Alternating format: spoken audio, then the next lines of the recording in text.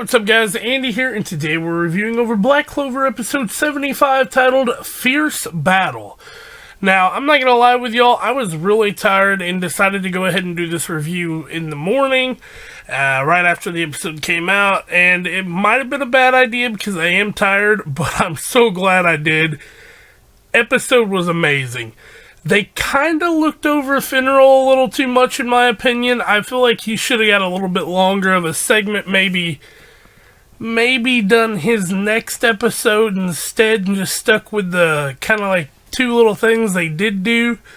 But, you know, I'm not going to complain because at the end of the day, it was really good. But we got some stuff to talk about here. Apparently, Kirsch is busted as shit.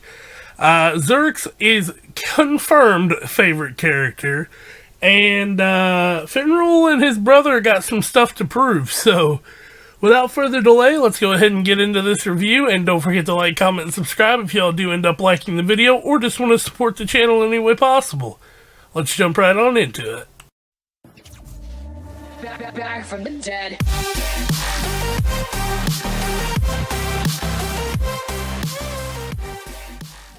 We start things off with a recap from last episode, kind of just portraying over what all happened, and then we jump into her intro. Like always, I found something new that I had never seen before, so that was really cool. But then we get this site. He is the VP of the Coral Peacocks. Really cool. And at one point, I just put in my notes, roast and toast. I don't know why. He was roasting Magna and then was like whining and dining the girl. I don't get it.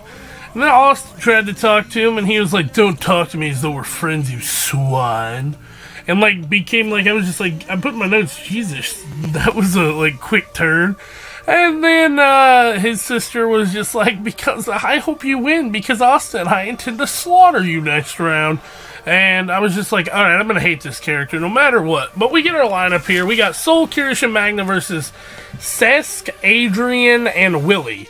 Now, they don't show a lot, but we'll get into their magic in a minute. But we cut over to Asta and Zerx talking, and he's like, "What did you mean by you had something else you want to prove?" Hinting back to what he said to the other guy, and he's like, "Oh, nothing, I was just joking." And Asta was like, "Well, you need to get it together, because I want to win as a team." And he's like, "Oh, well then be a better decoy next time." Cutting back over, we get to see Sesk's magic is Shakudo magic. Don't know what Shakudo means, but I assume it's like portraits or like paintings or something. And during that fight, Magna's fighting this guy, and Kirsch appears out of nowhere and gives him some really good advice. And then Magna uses it, and he literally just pretty much one-shots this dude, taking out all of his little magic doggies and him. And it was really cool to see, you know, this dude actually helping him. I put in my notes here, hey, that was actually pretty smart. But then we get over to Willie, who uses mud magic, and Soul's using her big golem thing, and it gets trapped. And I hate her magic, and this magic I feel is just lazy, but I guess it was an okay matchup. But then Kirsch appears out of nowhere again and says it would be beautiful to have them lie in ambush and like split them apart. And so she does that, and then they end up overtaking Willie. And out of nowhere, this last dude, Adrian, says, "You left your crystal wide open, water creation," which is his magic, climbing Coelacanth. Now, I really like that name, but we'll get into that. It doesn't go anywhere. Apparently, they've been under his illusion this whole time. All of those clones of him were illusions, and this is his spell. Cherry Blossom Magic, Magic Cherry Blossom Storm of Petals. Really cool. It opened up a complete path while blocking the enemy's point of view and, like, distracting them so they could destroy the crystal. And, you know, it was really cool, and I actually ended up liking his character. And this is the scene where we learn that he is next in line for the Coral Peacock's VP, or head position. He is the VP currently. Then we get our next matchup straight into it, and it's Finral, Leopold, and Hammond versus 3 no-names. So, whatever. You know how Leopold is. I like his character, but Finral is my favorite Black Bull, so we gotta get into that. But here's Leopold's status. He is a Crimson Lion King, Intermediate Magic Knight, 2nd class.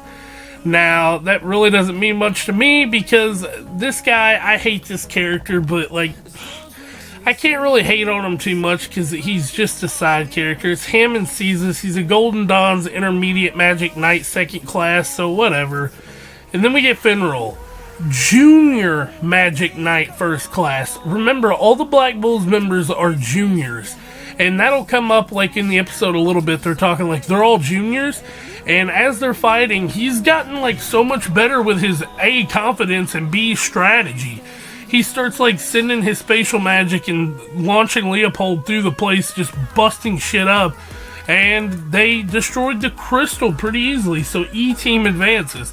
Now, I feel like they should have gave this fight scene a little bit more action and cut off this last part, but it was alright either way, because we get another fight, which was even shorter, and this is G-Team versus H-Team, with Longris and our boy Seke. All the others are no names, but Flagel looked pretty cool, so, Seki is a green praying mantis junior magic knight 5th class, and he's freaking out. But then this girl comes up to him. Oh, sorry if y'all hear that. I'll move my notes aside. This girl comes up to him who's an Aqua Deer Intermediate Magic Knight 3rd class, and her name is Flagel. And she says, all the Black Bull Juniors have been good, so you're pretty good too, aren't you? And he's like, you saw through my disguise. But this other team put up a barrier, and Seki's like, let's go full force. So he pulls out his stupid rider thing, and Longris is like, yeah, let's go. He literally drives straight into it and one-shots it. Everybody in the stands was just like, the crystal's been destroyed. The G-Team won, you know? They're like, what? And Longris literally did a one-shot on the crystal and through a barrier. So that was really cool.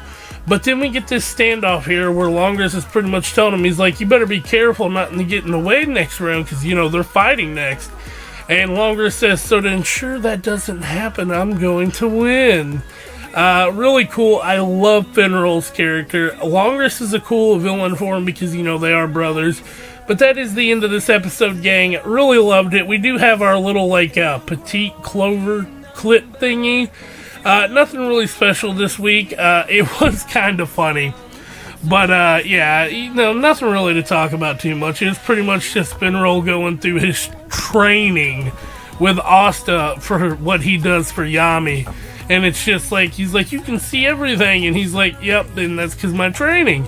He's like, well, what kind of training is it? And Finral was like, just going through all these, like, basic minimalistic tasks, like, get me toilet paper, get me the newspaper, stuff like that. And it was really funny. But that's the end of the episode, gang, and that's all I really got to talk about. Really enjoyed this week. I'm loving doing this. But, yeah, don't forget to like, comment, subscribe, and I'll catch y'all next time. Peace out.